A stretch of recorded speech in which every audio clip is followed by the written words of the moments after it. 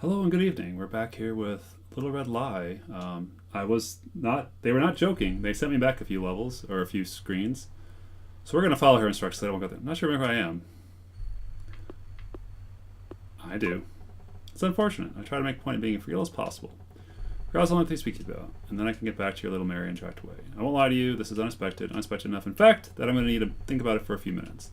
Maybe I'll have a drink. Would you mind taking over the bottle and interacting with it? And just to understand each other, if you do anything else, I will punch your save file a random number of scenes backwards and immediately quit the program. Is there anything else you don't grasp? Answer very carefully. I don't ask twice. Well, technically you do. Character is not the first one, it's not the other choice you made up to this point. Choices that did not matter. You know a thing or two about choices like that? I'm sure. Answer very carefully. Yes, I understand. This is excellent. Carry on then. Lie about Vispot brandy? Thank you. I could have walked out on my own, of course, but what would you be good for then? I'll just be a second. Feel free to get one yourself. Did you get a drink? No.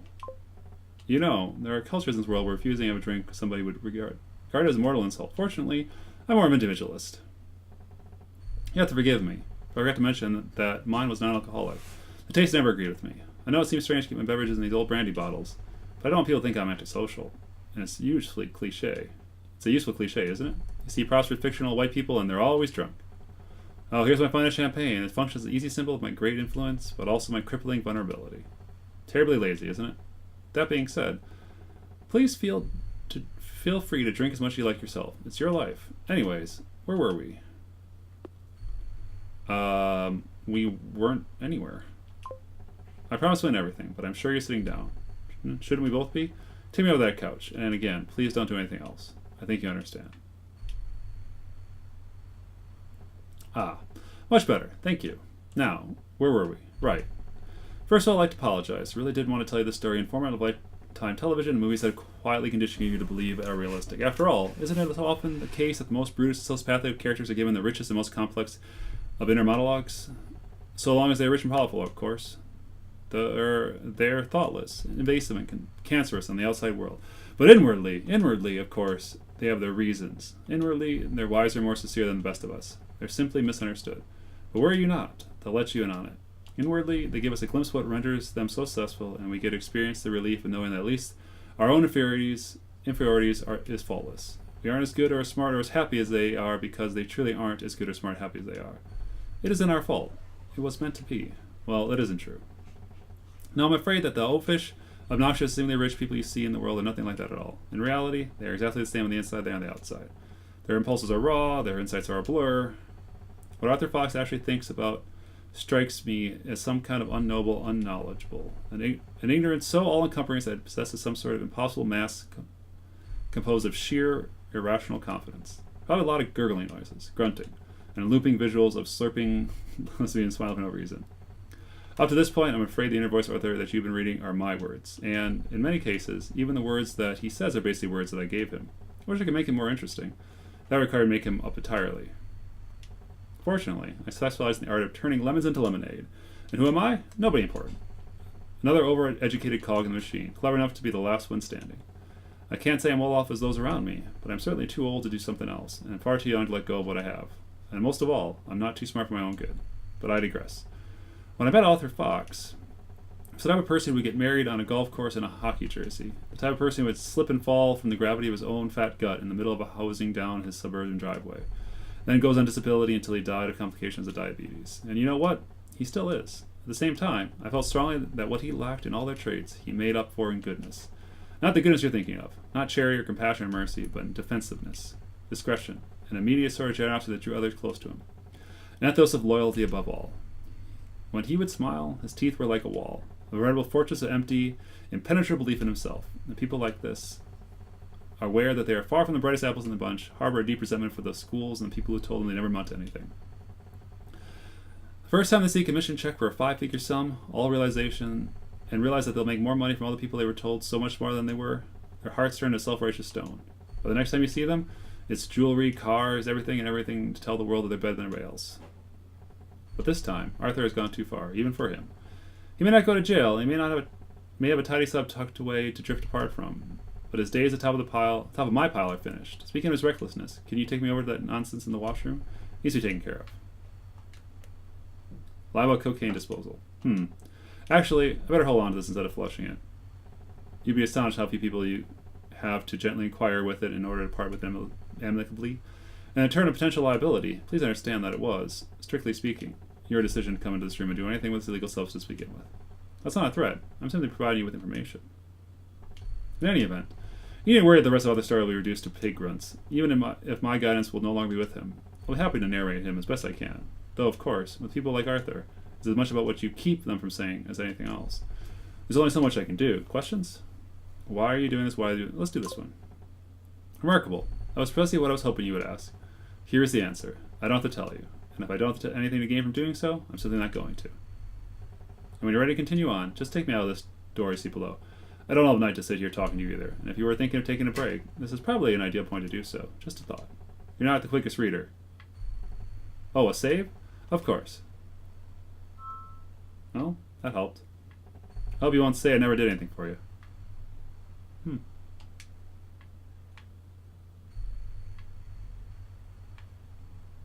Alright. We going back to Sarah, Arthur, the parents? You Look Back by Shara Stone. This is it. This is the thing that makes you look back on everything you ever done. Every boss you ever chirped at, every buck you ever wasted, the terrible major you picked, the even worse one you dropped down to, every person you ever annihilated for nothing but your own entertainment. You ask yourself, why didn't I just do the smart thing instead of the right thing? When my grandparents died, there was so much family around, so many people to help, so many people to care.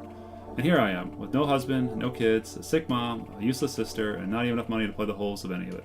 But at least it fills me with so much guilt that hopefully it gives me the strength to persevere. Perseverance. That's even what you call the past year. It started out with so much adrenaline that slowly gets drained out of you. This is a person you've never been comfortable seeing naked in your life, and all of a sudden you're addressing them, cleaning up after them when they soil themselves, feeding them, helping them when they become confused and angry. The strongest person you ever know in your life turns out to be a broken child, and all you can do is witness it. Coffee turns into caffeine pills, sleeping in a chair becomes second nature, the days turn into nights, into weeks, into months, and the more they need you, the more you have no doubt you're letting them down.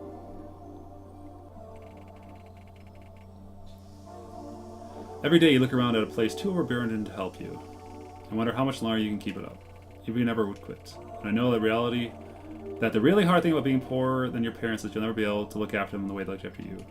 At the same time, I can't help but feel that on this one, the money would not even have mattered. I don't know what my father would have done, but I know that he would never let this happen to me. He would never let any of us be in a place like this. He would never let any of us carry it alone. Never. He seems worse than he was yesterday, and he just had a really good day 2 days ago. Or was it 3 days ago? Everything's blurring together. Sarah. You never know how much it means to hear someone say your name until they really can.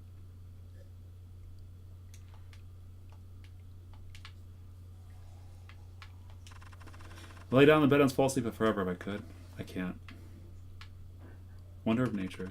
The real reason I brought this in and take care of these so-called healthcare professionals don't think my father's another abandonment case they can walk all over. As long as someone is taking care of it, they know someone is taking care of him. For now, it's all I can do.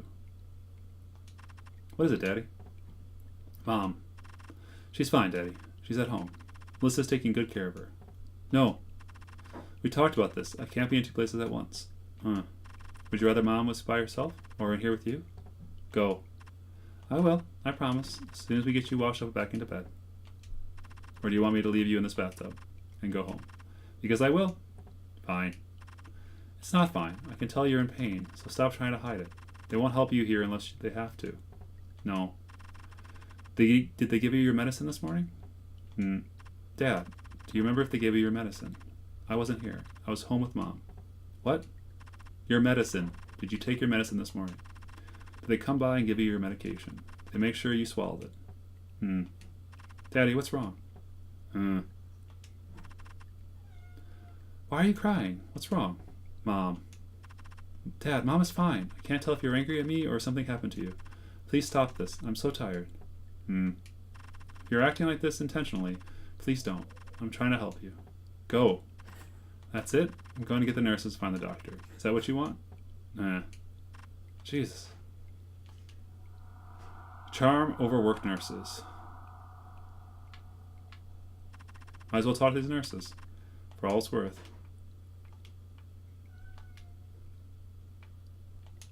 Lie about painting. I have to act like these stupid paintings don't bother me. When in reality, I'm convinced they're starting to play tricks on me. Starting to look like real places. I'm so tired. Lie about sympathy for disgruntled staff. I voted left all my life. Now I'm bearing witness to organized labor in action. I swear, these nurses spend 30 seconds looking at the patient and then stand there and talk to each other for 15 minutes. In tag-along, no less. I'll not harbor racist thoughts, even though they should be speaking English, and they probably taunt me when they get away with it. Excuse me, do you know what time the doctor will be here? What? The doctor. What time does he get here? What's the problem? You worthless, don't care about anything. If I didn't make you do your jobs, your father would be dead by now. The blameless you makes me want to cut your throat open. I'm sorry, but I can't understand what you're saying. And I'm very, very, very tired. Okay, we come soon. And do what? Are any of you real nurses? No, I need to see the doctor. When does the doctor get here? He not coming today. Is this an emergency? Yes. I think something could be seriously wrong. She checked this morning. He fine. This has been in the last half hour. Please let us work. We have too many patients today. Yes. My father is one of them. We'll be there soon, okay? I swear it was not like this when it all started. They aren't that, Sarah. They get forced to work 60-hour weeks. They get paid next to nothing. They're not bad people. Something about this sucks the sympathy right out of you. What else can I do? What do you make a difference? Nothing. Nobody planned on letting public health care get to this point. Nobody voted for it. Nobody looked the other way. There are still elections, and everyone always promises they'll fix it if you vote for them, and they'll blame lay squarely with who they want you to vote against. It didn't matter. Doesn't matter. There was just no way to be ready for it. So many of them, all at once. So many things keep them hanging on. So many people refusing to let go. And I'm the only one of them. And the things don't fall apart. They just go on terribly. People lay on stretchers in hallways for weeks at a time. Workers get pushed beyond their limits. Get creative in their mutinies. And that's it's all just a thing on the news until it happens to you. Until it's every waking second of your life. Better make his bed so I can get him out of the bath.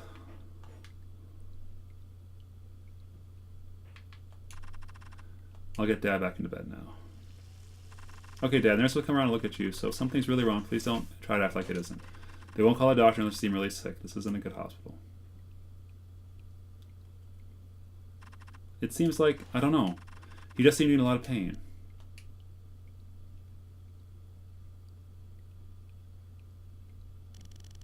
If you finish with tub, please clean. Ugh. I used to apologize profusely for crying when they would come in. I thought they were silent and awkward because they were so embarrassed to see someone like that. But I realize now they truly don't care. I see it every day. They understand the role they play in it all. They gather the depth at which they have no control over any of it. I thought they were looking at me with sadness, but now I can tell they were actually looking at me like, what's wrong with you? Why don't you let him die? I don't know what it is about the night. It wasn't any different from all the others that were slowly bleeding together. A collapse is a sudden thing long in the making. I was not going to let him die. Not at all. Not ever. But I was done crying. I was done with waiting. One way or another, I was going to get him out of here.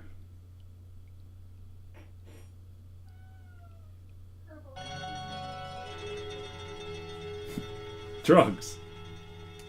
By Arthur Fox. You know what a drug addict is? A person who runs out of drugs. Don't be fooled by the crackheads you see on TV. Shivering in the wet winter hellscape. Ain't the drugs that did that. It's the running out of money that did that. And I've not run out of money. So why the hell am I running out of drugs? How many effing times do I have to hit this GD effing button? What the F are you people do here? I've been given a severely small amount of drugs in this very expensive, very not technically private hospital, and I don't understand it. This is how things are supposed to work. I'm supposed to love public healthcare because it gives people a place to get dumped when people like me sneak off to much better places that we pay for. The government people are supposed to design things with the attitude of, well, this will be alright and not technically private healthcare unless a bunch of expensive lawyers can scam their way around it. Which is knowing, of course, because they know that expensive lawyers are exactly what we have. And then I'm supposed to come here when I'm in a tragic accident and receive suitable, compassionate care that I deserve. But something is wrong. Something is very wrong. And I spent a lot of hard-earned effing money for it to go on right. There has to be something here. Some degenerate effing junkie must have hidden something, or at least a pill slipped between the shaking fingers somewhere. Alright, level desperation. Come on, you junkies. Where's your tricks? Nothing. Useless. Maybe somewhere else around here. I ain't getting back in this bed until I find something. I don't care if it comes stomping in. Come on. No, nothing. Who cares about TV? Nothing? Alright, nothing on the couch.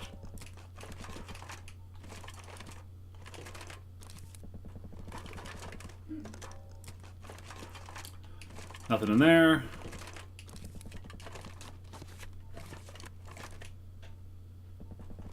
Nope, nothing there.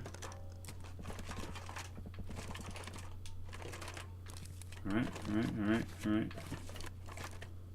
Lie about anti-drug conspiracy. They must have locked this because they're keeping stuff in there. Think I'm enough an idiot? I hear someone coming.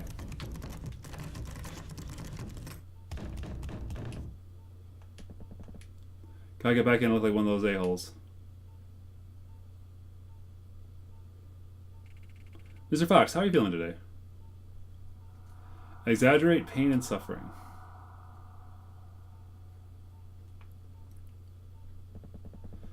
Did the nurses tell you what I need? She did. Where the F is it then? Mr. Fox, a dose in the amount you requested could be fatal. Maybe if you're a baby. I'm sorry, Mr. Fox, but medicating you to the extent would be neither necessary nor wise. Your injuries are relatively minor. You should be recovered within a few days. Also, tell the nurses this was an emergency again. Please stop doing that. It's an emergency. I'm in agony. What the hell's wrong with you people? Also, I believe the police are coming to speak with you again this afternoon.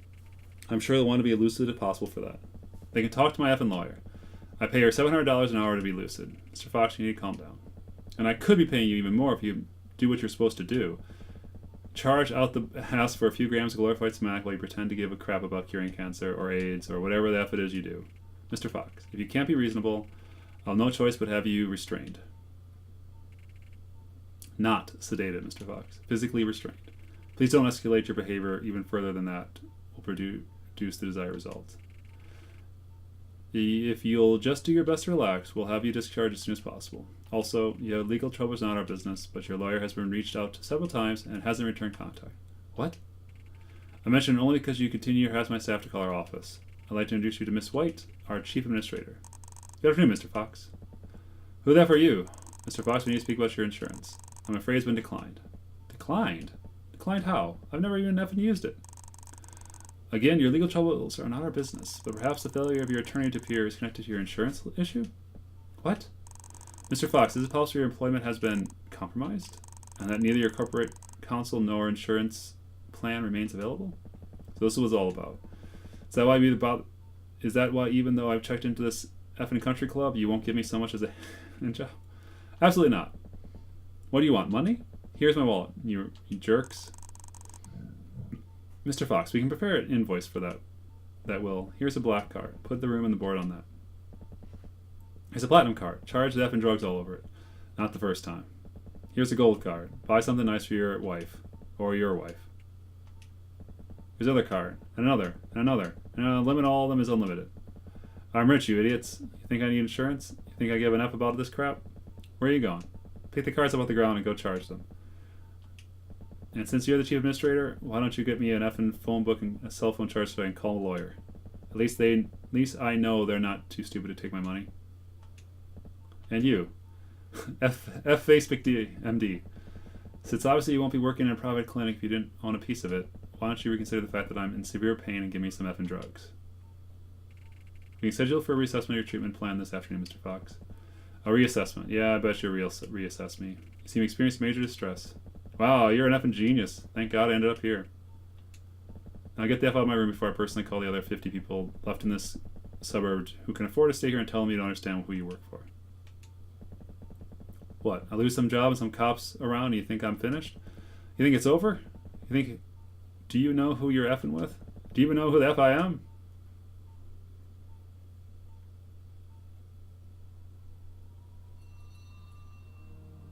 Spring.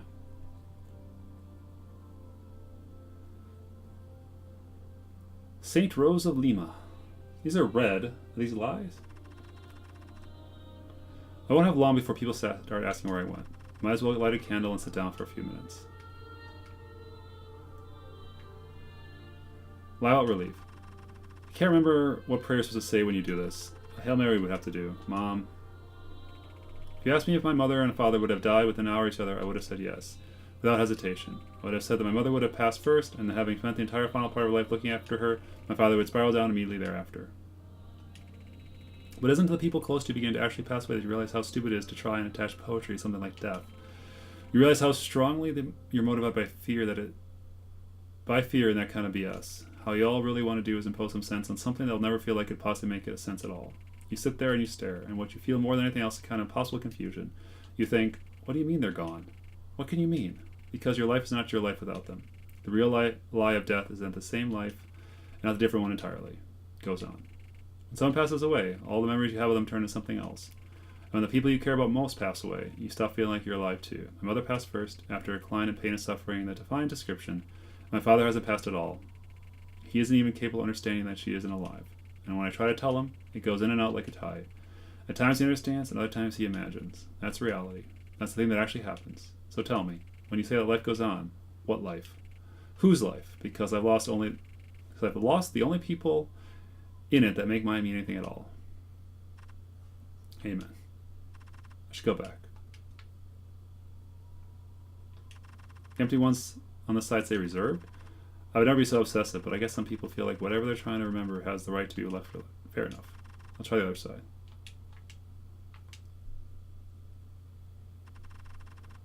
Whenever I do something difficult, I take a deep breath and count to 20. Then, whenever I do it, it isn't that difficult thing. It's just a thing I decide to do when I hit that number. It doesn't work all the time. Just more often than anything else does. When you hit middle age in this generation, your whole life starts to feel like a funeral. Everyone constantly keeping up appearance and layer of vivid camouflage, hoping to conceal the time and weakness below, nodding and smiling through an intractable cartel rips off with no choice but to roll with them if you don't want anyone to know that you aren't middle class as you're supposed to be. You mill around in a world full of phantoms, one BS conversation after another. Everyone knee-deep in the optimism of courtesy, pretending they got something. Some big job, some possible moment of fortune, just around the corner. The people you grew up with.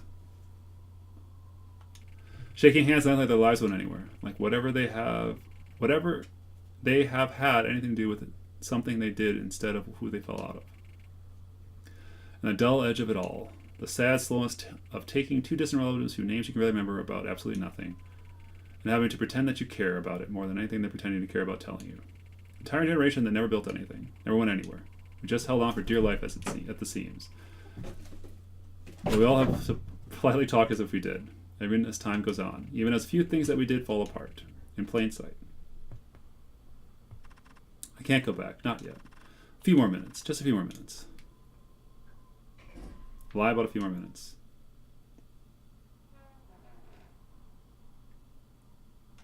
Excuse me. I'm sorry to bother you, but are you Sarah Stone?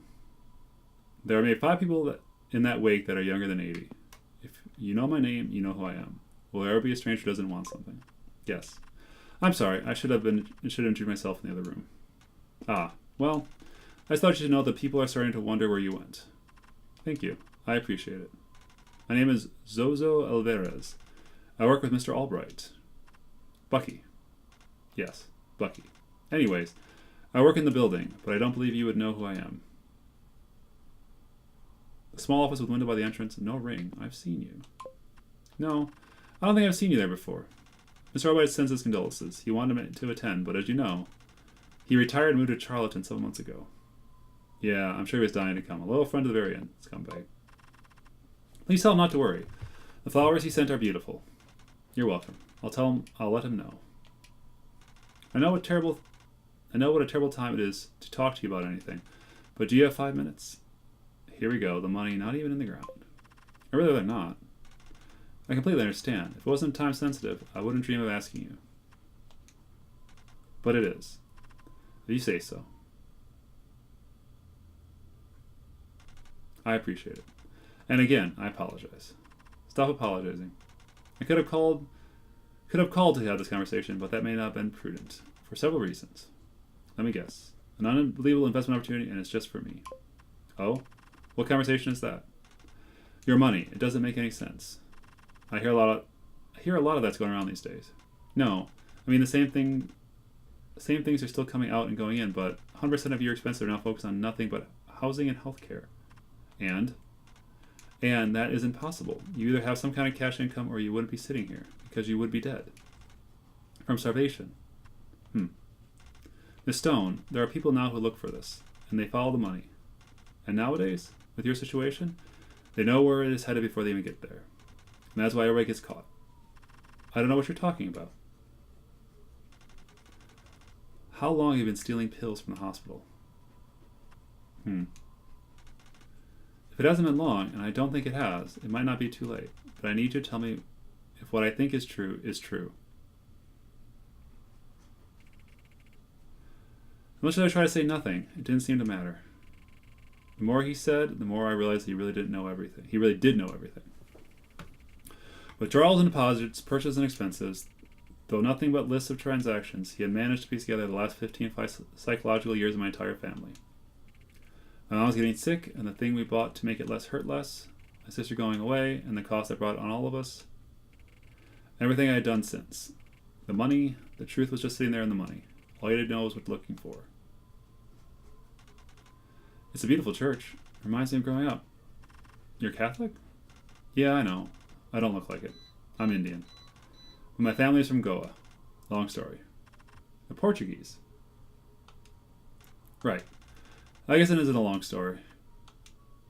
Anyway, I hope you'll give it some thought. It's a very different type of approach, but I think it could work for you. And it goes without saying that you cannot go on the way you've been going. It'll only be a matter of time before you were caught. I might need to call or meet with you next week to explain more about what you're proposing. Certainly. And again, I'm sorry. Hope you can understand now. I feel this might be the only shot at having this conversation. Some people just bury their heads in the sand. I know people like that, only too well. Now I'm the only person she's got. Yeah, well, worst comes to worst. I suppose we can always sell the house. No, you can't.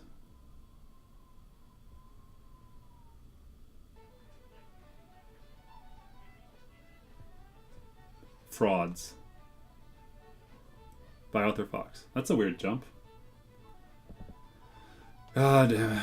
I used to be somebody. You barely saw me at my height. I spoke in stadiums. Sure, it would sucker a bunch of kids into volunteering, but I saw it as a valuable contribution, acclimating them to jobs where they didn't get paid.